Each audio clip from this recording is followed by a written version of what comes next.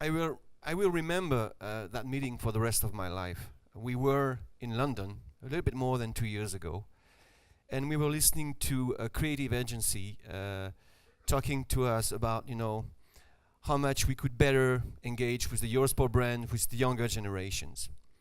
And the guy was brilliant, and he was really focused on the fact that to engage younger generation, you have to consider that sport is the ultimate entertainment, and that you have to borrow codes from entertainment to engage, teenagers.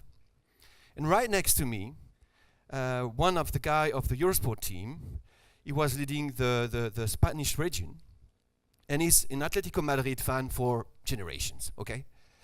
And I could feel that he was a little bit nervous, and I could feel that he was even a little bit emotional.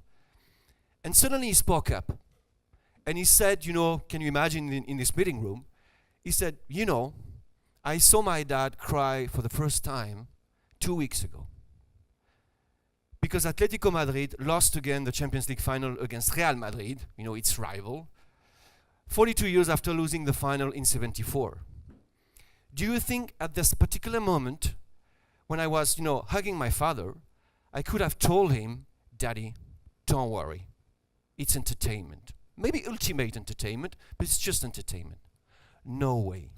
Sport is not entertainment. Of course, sport can be entertaining. Of course, you need to grow the entertainment around sport. But sport is something much deeper than that. You have experienced, some in your life, I think, when you have hugged your kids or your nephews because he lost, a match in the real life, or because his favorite team lost, or you also celebrated with them because there was this fantastic victory, like we had the chance to celebrate it in July with France, when France winning the World Cup. But sports and fans, it's really something specific. Fans are much more than engaged consumers. Fans are much more than committed clients.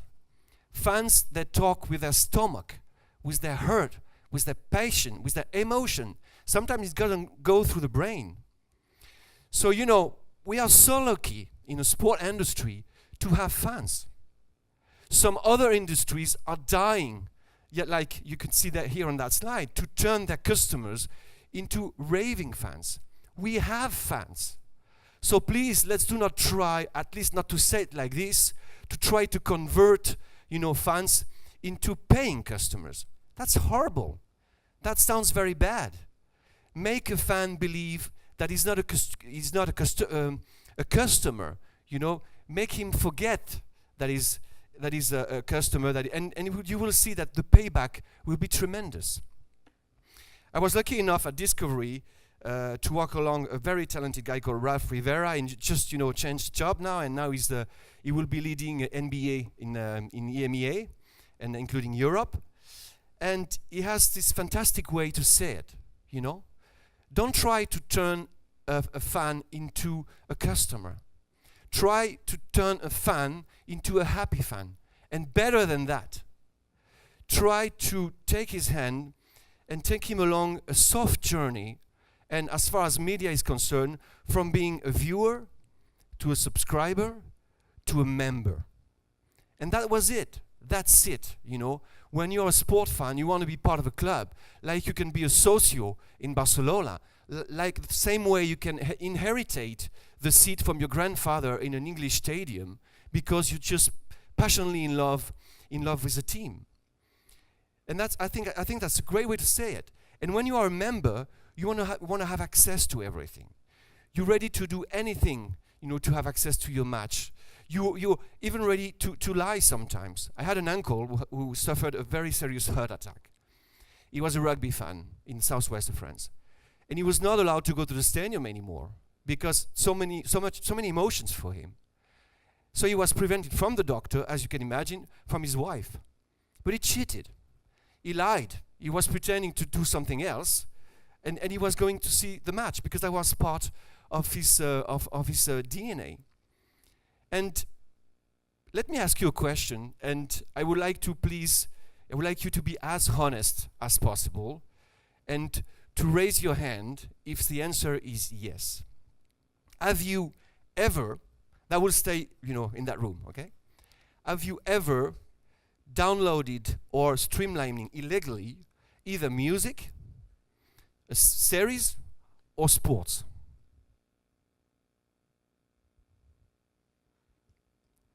Thank you. I did too. Not a long time ago. And you know what? Don't feel guilty about it.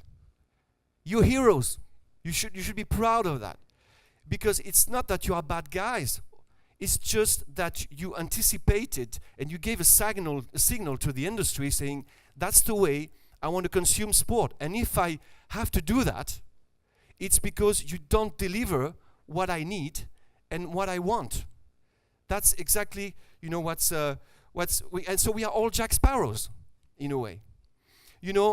Uber didn't want to hurt or kill the taxi industry. It's just that the taxi industry want answering our needs, to know where it will come to pick us up, the kind of human connection, the quality of service, the credit card payment. Airbnb, didn't plan to kill the hotel industry. It's just that the pricing, the availability, and the human concern in the hotel industry was pretty poor. So we are all involved in that process of we are ready to do anything we can do to find the match and watch the game we want to watch. So the big actors in the industry are maybe guilty in a way to ignore what's going on. Technology is not a disruptor in itself; it's a tool.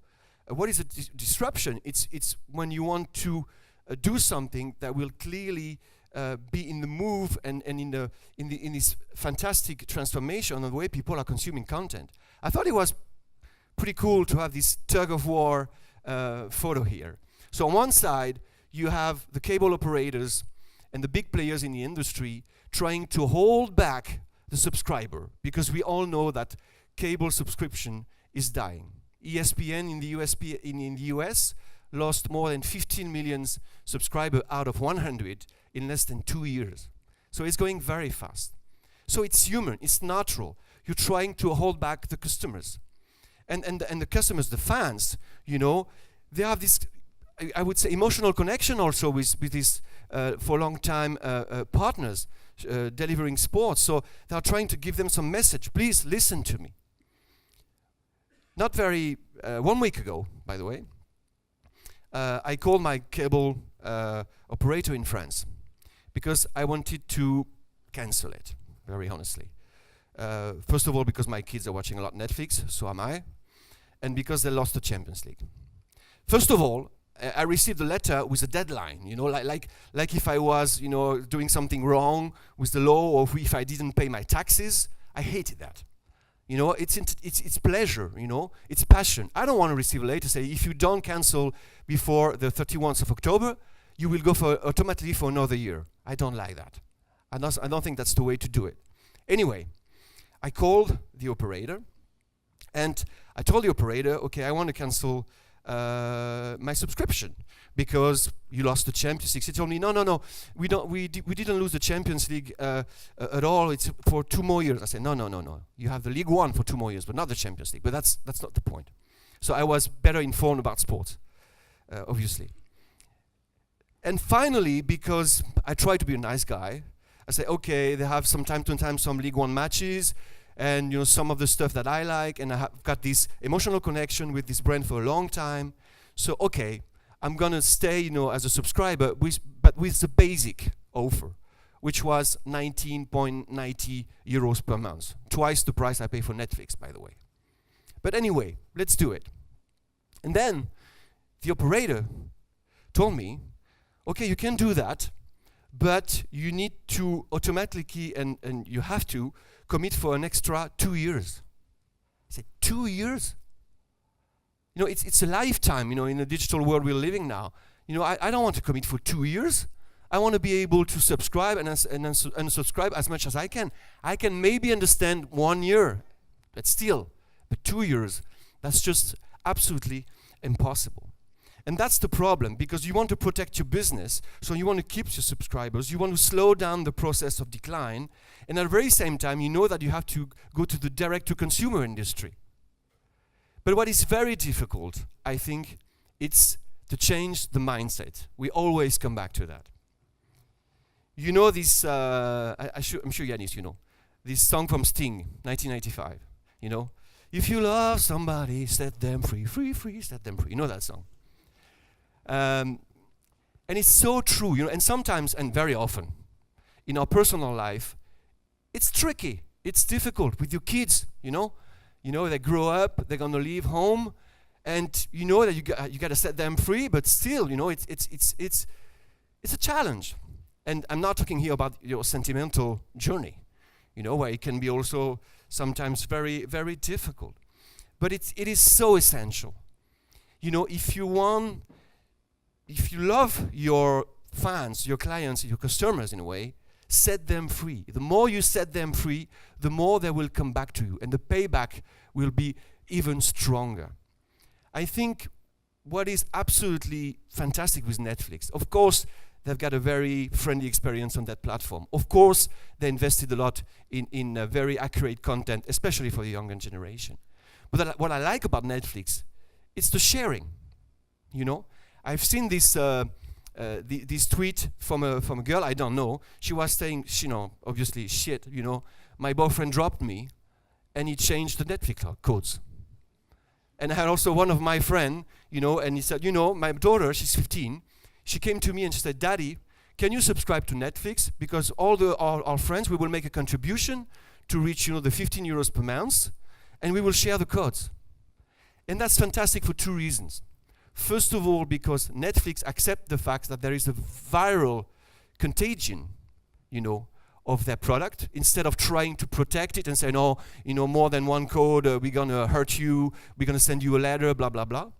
And the second thing is that it's perfectly in the mood of this sharing that you want to develop with all your friends in every aspect of your life. You know, so it's not like I want to subscribe something for my own good. We're gonna, you know, contribute all together. We're gonna pay a subscription, and that's a way also to share what we're gonna watch, so that there is this double positive effect with this freedom mindset. And of course, the menu. And I'm coming back here to say, might be obvious for you guys that, you know, a fan is more than a customer or different. But when you look at all the things that are going on right now, and I did the same thing as you did, Thierry, with my kid this summer. And I said, he's 15. He's crazy about football. Okay, there is football and sport, right? Once you know that, there's football. He loves NBA. He has never seen any live game of NBA in his life. He's just watching some short formats. And he's crazy about surfing. And he told me, you know that, what I would like to have is to have a subscription to the Paris Saint-Germain and watching all the home and away games across all the competitions. And of course, you know, for a fan, what is important, it's his club. It's, you know, if I'm crazy about Federer, I want to watch the Federer games. And in options, on top of that, okay, I'm going to watch maybe another match between Djokovic and Nadal. But I would say the entrance gate is the club and the champion. But already right now, you'll still propose many often some top-down package. Okay, you can make them cheaper if you're under 26. You can invent some skinny bundles, but still, it's something that comes from the top, trying to hold on the business. How can you still have a kind of honeymoon with fans? So it's homemade slide. Sorry for that. You know, it's a little bit. Anyway. So, you know, I wanted this analogy with flowers because, you know, flowers, first of all, is full of joy, full of colors, full of optimism. And there is this kind of romantic approach to it that I like also with sports. You know, sports, it's about the heart. So you had some bouquet. You were proposed some bouquet with different kind of flowers. Even if you didn't like daisies or roses, in the package, you had also these flowers. We all know that it's dying little by little. Cord cutting, that's why there is a sécateur here.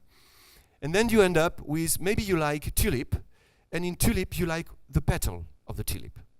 Exactly what NBA is doing, and I think they are really great forward thinkers in that, when they're now proposing to fans not only the season, or the club, or even the playoffs, but the extra time, money time.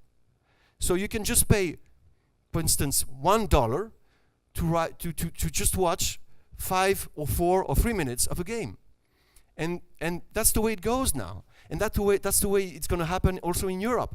You know, you're coming back from a movie or from a dinner, extra time in Champions League or penalty shootout. I want to watch it, but I didn't subscribe to this platform. Okay, I will pay €1 and I will have this the end of the game. Why not? That's exactly what happened in music in a way, you know, when you were going through the song instead of going through the album. And iTunes in that way, and Napster before that, revolutioned the whole system. But the beauty of it is once you are at the pedal, you can rebuild and reconstitute a full ecosystem for fans where they will feel comfortable with. And instead of, you know, proposing them and force them with a bouquet of different flowers, you will propose them a bouquet of tulips, with different kind of tulips. And we come there to the ecosystem that fans are really looking for right now. I think, Thierry, you mentioned that. What is very new is that live sports is not enough anymore. It's only part of the story. Sport right now is as much about conversation that it is about live sports. And we have numbers for that. We have facts, you know. Last year in the US and in England, the average live ratings for all the leagues went down around 13%. At the very same time, the appetite for sport consumption went up by 17%.